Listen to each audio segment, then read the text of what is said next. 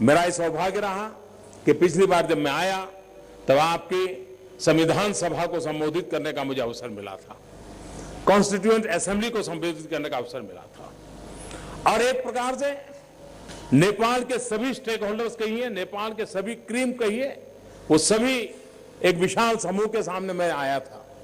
और तब भी मैंने कहा था कि नेपाल जितना जल्द अपना संविधान बनाएगा उतना ही नेपाल का भविष्य के लिए वो एक नई ताकत मिलेगी। नेपाल के संविधान के निर्मित में जितना विलंब होगा वो विलंब नेपाल के लिए अच्छा नहीं होगा। संविधान आप बनाएं, आपके तरीके से बनाइए, आपके निर्णय होंगे, भारत का उसमें कोई दखल नहीं हो सकता, होना भी नहीं चाहिए। लेकिन आपकी खुशी हमें मुस्कुराहट देती है और इसलिए भी संविधान का जल्दी बनना बहुत जरूरी है। और मेरा यह भी आग्रह था कि संविधान के अंदर एक ऐसा गुलदस्ता बने कि नेपाल के हर कोने में रहने वाले व्यक्ति को लगे कि मेरा भी फूल उस गुलदस्ते में है, मेरे फूल की महक भी उस गुलदस्ते में है। कभी मधेसी को नहीं लगना चाहिए कि हमारा पूछने वाला कौन, कहीं पहाड़ी को नहीं लगना चाहिए कि हमें पूछने वाला कौन, माओवादी को नहीं लगना चाहिए कि हमें पूछने वाला कौन। ये संविधान ऐसा होना चाहिए कि जिसमें हर किसी की आवाज हो, हर किसी के सपने हो, हर किसी के अरमान हो, हर किसी को काम करने का अवसर हो।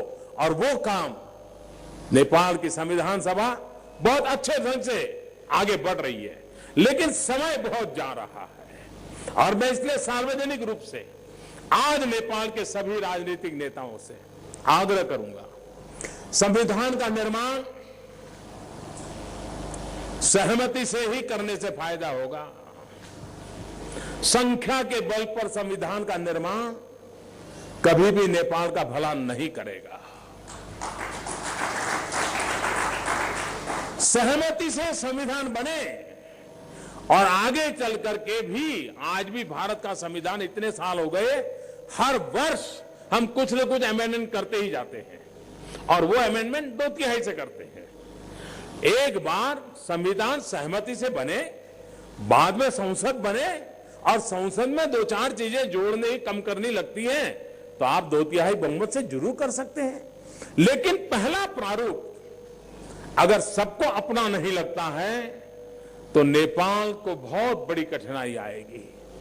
तो आपके एक मित्र देश के नाते आपको दुख हो, आपको कठिनाई हो और हमें समझ हो, तो वो स्थिति हम देखना नहीं चाहते हैं। फिर एक बार आज सार्वजनिक रूप से जिस प्रकार से जिंदगी बचाने के लिए ये ट्रॉमा सेंटर काम आ रहा है, उसी प्रकार से नेपाल के सपनों को संवारने के लिए संविधान एक औसत बनकर के आ रहा है। मैं चाहूंगा तो संविधान की पवित्रता उसी पवित्र भाव से, और मैंने कहा था ऋषि मन होगा तब संविधान बनेगा।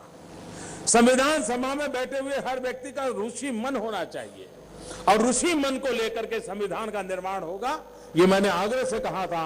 मैं आज फिर नेपाल की धरती पर आया हूं, मैं विश्वनाथ की धरती पर काम करता हूं, पशुपतिनाथ की धरती पर आया हूं, तो मेरा भी आपको प्रार्थना करने का हक बन जाता है। मैं प्रार्थना करने आया हूं, मैं उसी धरती से आया हूं।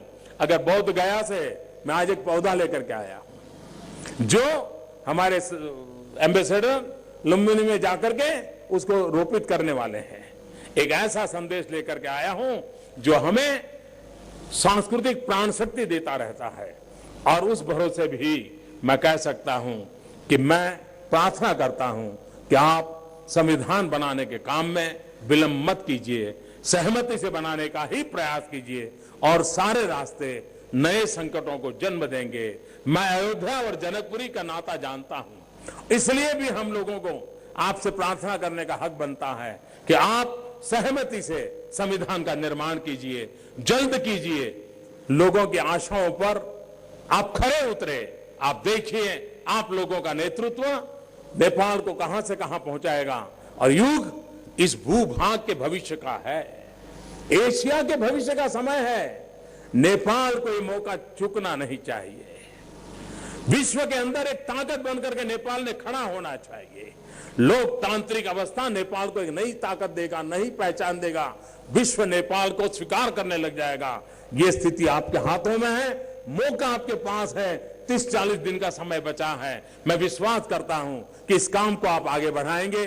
फिर एक बार ये ट्रॉमा सेंटर यहां के किसी भी पीड़ित की जिंदगी को बचाने के लिए काम आएगा।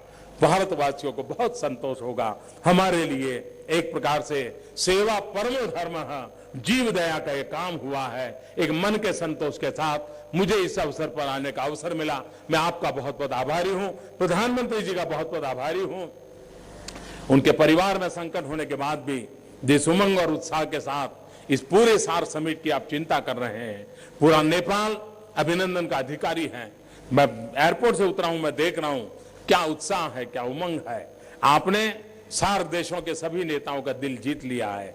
आपने ये व्यवस्था के लिए नेपाल ने जो ताकत दिखाई है, नावीन्य दिखाया है, अपनापन दिखाया है, बहुत बहुत अभिनंदन के अधिकारी हैं। प्रधानमंत्री जी को और पूरे नेपाल को मैं हृदय से नमन करता हूं, बहुत बहुत अभिनंदन करता हूं। धन्यवाद।